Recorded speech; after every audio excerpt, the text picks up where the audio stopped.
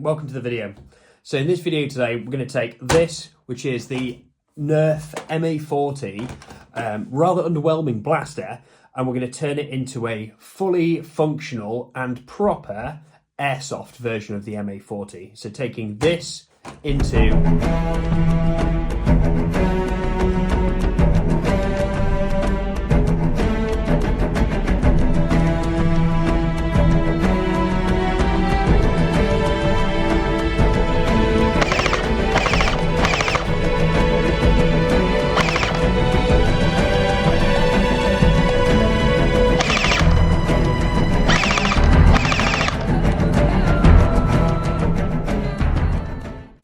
okay, I say proper.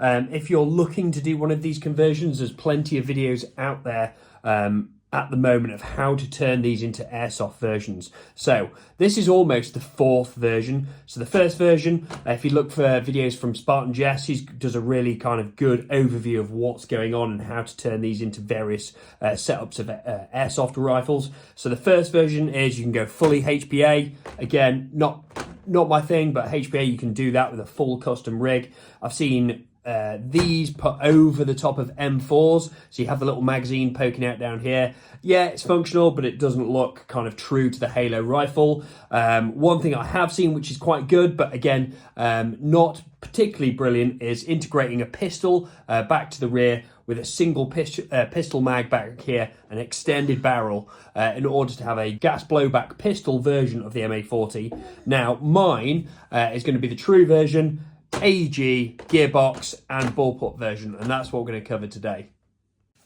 Okay, so tools we're going to need.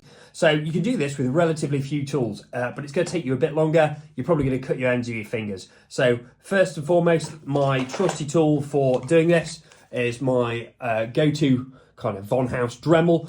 Absolutely brilliant. We're going to be cutting out a lot of the webbing and a lot of the internal parts. So utilising the Dremel is going to be absolutely brilliant. Likewise, box of Dremel bits, lots of different cutters. You're talking like discs, sanders, metal cutters, etc. They're all going to be really useful. Again, you can go on Amazon and get one of these for like a tenner. So really great investment for this project. Trusty screwdriver for obviously taking out all the screw holes around to get this shell open. And then failing, if you don't have the Dremel, you don't want to invest, the trusty long nose pliers, which you'll be able to pull most of the webbing and bend it out. Again, it'd be a slower process, but you can use that. Other things, obviously, you're going to need in the future, you're going to need some JB Weld. So that, I say JB Weld, other brands you could go for. What that's going to be used for is building up some of the mounts for the V3 gearbox within the shell itself. So we're talking the epoxy putties. Now, I think you can get a tube of that, and you only need one tube really for the project. It's about £9, £10 from most car place specialists, those kind of things. So pick up one of those. Obviously, you're going to need paint as well. And I think that's about it. Anything else I'll kind of talk through as we go through the video. So let's look at some of the parts that we're going to use for this. So the main part that we're going to need to source and find for this is over here. It's the V3 AEG gearbox. So I use one from the G36. You'll see this one is a bit broken at the minute, but we're going to fix this in the near future in order to run this properly. So reason I run this is G36. I know how to mod these. Clearly, it hasn't got a slider in for the fire selector. That we're going to change. I'm going to fit and fix in the near future. But if you just wanted it in single shot, that would be absolutely fine to fit. Clearly, not for the nozzle. So V3 gearbox, you're going to have to remove some of the parts. The top section which bolts into the G36, that's going to have to be removed. And then there is another section here which holds the actual safety selector. This section is going to be removed as well. But this is what we need to find either in Boneyard or in fully functional setup. Clearly, we're going to need a hop unit. So the hop unit I used in the previous, and it worked really well, was an AK hop unit. Why do I use this? You can see in this section here, it's got a little hole that's going to bolt to the gearbox. So that's going to make it nice and stable rather than using something that would have to bolt to a previous shell. So in this case, you can see here there's a screw on the front of the V3. That's just going to sit on there with the screw against that and hold it in place. The other good thing about this AK hop unit as well, and I think again it was about £10 from Outdoor and Tactical, is this feed tube. If you can find another hop unit that's got an ability to bolt on and a feed tube, then go for it. The only problem with this one is this is a little bit tricky to get to once it's in the shell, but again I'll show you a small modification in order to fix that so you can change the hop with it in place. Clearly, within that as well, we want to have a hop rubber, a barrel retainer, and then a barrel as well. So I've got it's just a standard 247mm G36 barrel. That'll be more than enough. You can put in whatever barrel you want. This will probably hold up to a 320mm barrel with that in the same place that we'll talk about shortly. Other parts we're going to need is going to be a magazine. So that's just a standard STANAG M4 metal mag. You can get them anywhere. This is what's going to give us the bullpup ability, and this is what's going to sit in the back, kind of above where the magazine is, and the magazine's going to lock into this.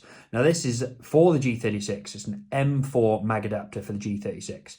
Now we're going to cut this down, but we're effectively going to use the mag housing with the magazine, so the mag's going to clip in here, sit in the back, with obviously the lower part of the MA40 rifle attached to this. And as we go through the video, you're going to see how that builds up. And we're going to modify the top with this little fella here. So this is a Bowden Spring. So you find these in M249 box magazines. So they wrap all the way around the box mags in order to take the BBs. And this is going to be the key part which makes this a bullpup. It's going to take the BBs from the magazine at the back, feed them all the way around and run into the bottom of the hop unit as so. Now, in order to facilitate that, we want a little bit of rubber tubing. Any rubber tubing will do. This has got an interior diameter of about 6 to 7 millimeters, which is going to be perfect in order to, clearly it's not chopped down yet, but that's going to just push over the top of this and over the top of there, and the Bowden Spring will feed into there, and that will just hold it nice and snug against there, but still give it the ability to be removed should we want to strip it down in the future. Other stuff, and again we're kind of moving ahead a little bit. So this little fella, you can get them off eBay. They're DRLs for motorbikes. They run off 12 volts, but run all the way down to 6 volts. And again, this little fellow with its two wires, that's what I'm going to use to set into the flashlight at the front of the rifle. So just across there, and that's what's going to give it, plus the push button. Again, we'll talk about that later in the video when we talk about those specifics. So that specifically, only if you want it for the flashlight. And some other sections again we'll come on to later if you want to run a fire selector in this. There's multiple ways you can do it. I'm going to run a very specific way that I haven't tried before, but if you just stick the gearbox in without a slide or just with the slide in one position, you're either going to have it on full auto all the time or single shot all the time, which again is entirely manageable. So there's some of the parts that we're going to need in order to go through into the build. Clearly what we haven't covered is paint, sandpaper, we haven't covered bonding materials. So what we also want to pick up as well, and that will become clear, is some epoxy putty. You can get it in little tubes. I think it's Weld epoxy putty. Again, from many car spares or on the internet on Amazon. We're going to use one tube of that in order to facilitate holding the gearbox. So just to cover off, V3 gearbox, AK hop unit, feed tube, bolt on. You want a barrel, hot rubber, a Bowden Spring from an M249 gearbox or just a Bowden Spring, an M4 mag adapter, an M4 mag, and that's you good to go for parts. Okay, so the first thing we want to do is we want to get all this apart. We want to get rid of all the Nerf gubbings in it. So again, taking your standard rifle and just stripping it down. I am going to speed this up because you don't really need to work out how to take out a load of screws. There's lots of them. You're looking at all these little screw ports here. These all need to come out. All of these, all around. Bag them up, do whatever you need to do in order to keep them safe, because obviously, depending on how long you're going to take, your screws might be out of the rifle for some months, and the last thing you want is to come to put it back all together and be like, where have I put that?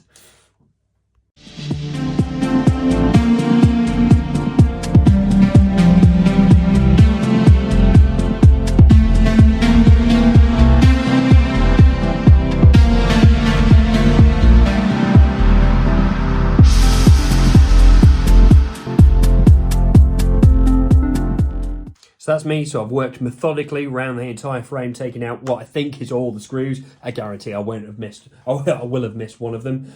Taking them out or loosening them. Where they haven't come out, that's absolutely fine. And now it's going to be a case of just stripping the blaster down. So it doesn't really matter. Start at the back. So this part will separate. Again, just pulling it away from the frame. If there are any loose screws still in there, just making sure they don't fall out. The top section again should just pull out. Again, just holding that piece up. The back section will remove. There we go. And then obviously the middle bit, keep that with that. Don't worry about this little fellow. To the front, to the black section. Again, that should just lift up. It says, separating that out over there. Pull out the little disc. Don't be tempted to throw away any of the parts. Some of them can come in useful later on for modifying various bits. Again, if you're going a bit off-piste compared to what I've been doing, which is absolutely fine, then you might just be able to obviously salvage some of the bits as well. This green section, particularly troublesome to get apart. You just grab it at the top, start separating it out. Just be very gentle with it. Some of the tabs that you can see locked in here, just go into the plastic and pull through. What might be useful, and definitely is useful, is a flat blade screwdriver just to get in there, and I'm going to grab one of those now. So trusty flat blade screwdriver, just into there, just to work out those tabs in order just to separate it a little bit. Again, there's plenty of other tools that you could use as well for this. Again, slowly coming, just work it, and it will slowly pop the tab off, and then just release that. Again, you've got one on the other side, which will pop out. Again, screws in the top, so I'm just going to put those up and out of the way. Moving the D-cell batteries, no one cares about those. Okay, so we're kind of getting there. You can see that the torch attachment at the front. Now, I will do a separate section of how to integrate an LED section into this with a push button as well. I did that on the last rifle. It's quite useful as well. Right, obviously, barrel, just going to lift that up and out. This front section will come away from the main barrel. Keeping that there. Back green section's clearly not lifting up, which is good. Right, and just work the shell apart. And there we go. Shell, it says dropping everything everywhere. Shell's coming away and up the top.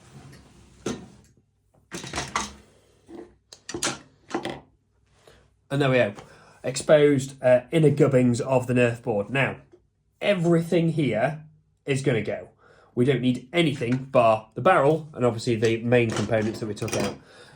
Again, don't throw anything away. They might come in handy. I did use one of the sections, if I find it, I'll find it in a little while, for the mag release. Clearly on the M4 mag attachments, you can see here that this section releases the mag.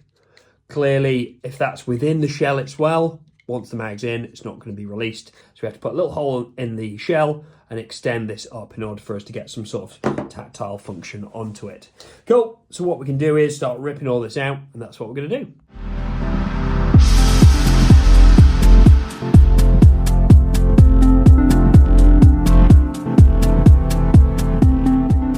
Okay, so that's us all fully stripped out, all the Nerf bits out of the shell. The fake case ejection cover, leave that on, and likewise the I think that's the mag release from the opposite side, leave that on as well for now. Just keeps them with the rifle. All these bits I'm just going to bag up just in case I need them in the future. We're probably not going to need the old Nerf gearbox and the motors, etc., so that can go. So now that we've got our shell exposed, we can start really grabbing the V3 gearbox and looking at getting rid of some of this internal webbing to incorporate this into the shell itself. Now, you can kind of see on this one, I've started this already, but what we're going to do is take the V3 gearbox. Clearly, this isn't going to be in the final build, so that would come off, and we'd dismantle that probably before we started this. But at the moment, I'm kind of rushing ahead a little bit. So we're going to overlay the V3 gearbox kind of where we think it's going to be. So let's just make sure you can see this. So the top line, where the top rail is, that's going to sit against these webbing parts up here. So it's kind of going to sit about here. You can see the motor running again through the back line here. And again, we should be able to sit a little bit far forward and about there. So now we can kind of get a pen. and we can look at which sections are going to get in the way in order to drop this motor, drop all this section into the shell itself. Now, for me, just get a pen, just kind of start marking up. We can start marking all around here what's going to get in my way. Probably quite a lot of this. So I'm going to take this off. Again, I'm just going to mark up exactly what's going to get in the way. I'm going to take off a little bit of this. Put her back on here. Cool. So that's all looking fine. This section down here should be okay. So I'm going to look in here. All this section can go. Probably up here. That definitely all that section's going to go now. This bit, what's this section down here doing? This bit's okay. Okay, that's not too bad. Probably want to get rid of all this. So let's mark up all that. I want to mark exactly where this is going to be problematic in this section for the actual gearbox.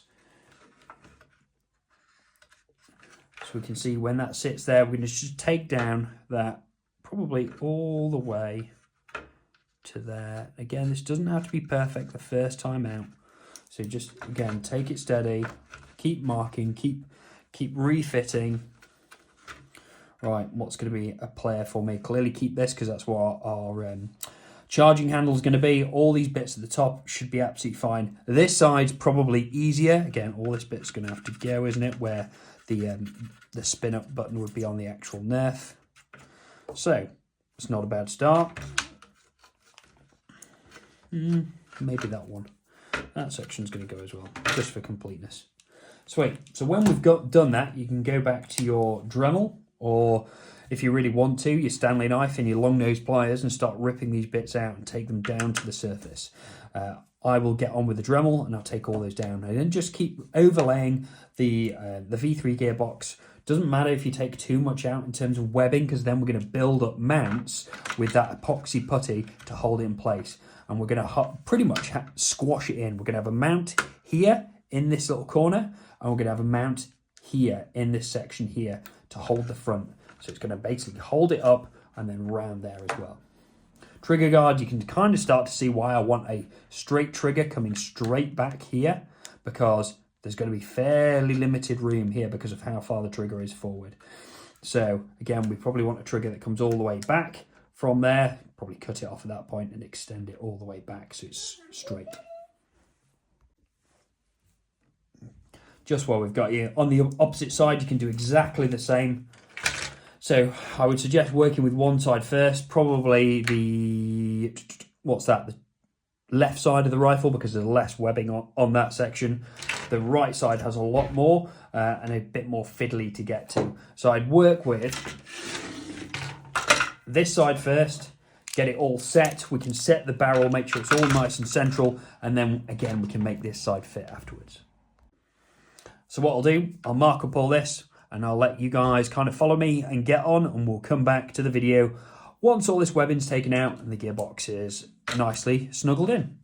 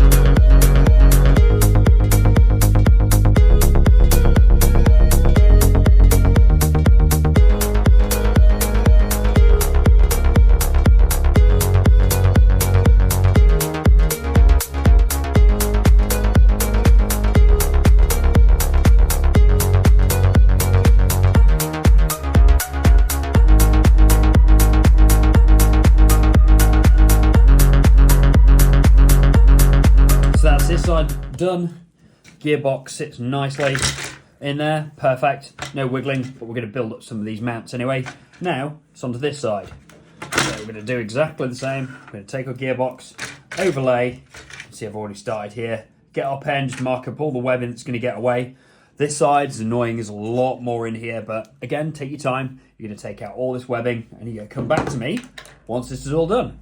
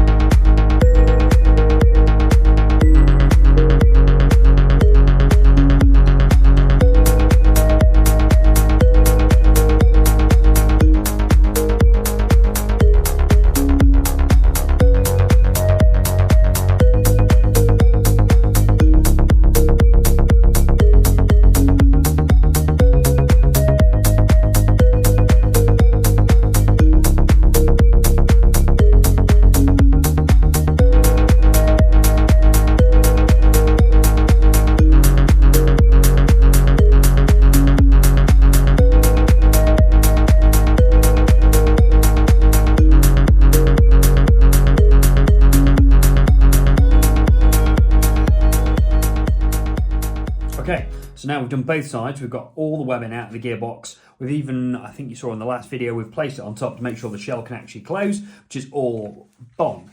Now we're going to pop the gearbox out. Now, obviously, with your Dremmeling, if you, like me, and have been using the fairly aggressive metal bit, there's going to be a lot of sharp edges in here and around all these sections, and especially around the trigger guard, and you don't want to kind of cut your fingers, etc. So, if you've invested in a Dremel and a box of bits, then go ahead and dig into those. Grab hold of the little sanding wheel, one of those fellas, and just run the sanding wheel all the way around, all these sharp edges, all across here, and all in the bits that you've Dremelled, just to smooth them all out. If you don't have a Dremel, then just go and grab probably, 80 grit, 60 grit sandpaper, something like that, just a little bit, and just smooth them all out. Probably concentrate on the areas that you're going to feel. The bits inside, not so much to worry about, but for nicety, we're going to do that. So, that's it. I'm going to leave you there. That's the end of video 1. Get on to that stage and come back for more for video 2. Thanks.